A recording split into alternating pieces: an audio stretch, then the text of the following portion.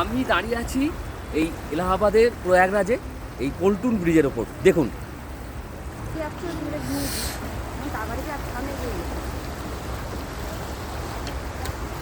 এটা হলো স্রোতস্বিনী গঙ্গা আর সঙ্গম, এইখানে সঙ্গম। এবার অন্যান্য পন্টুন ব্রিজগুলো আপনাদের দেখাই।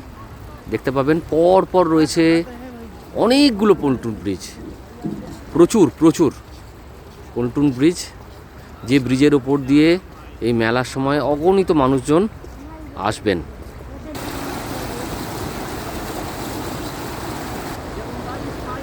সম্ভব সুন্দর এই দৃশ্য আপনাদের জন্যে দেখাচ্ছি আমি।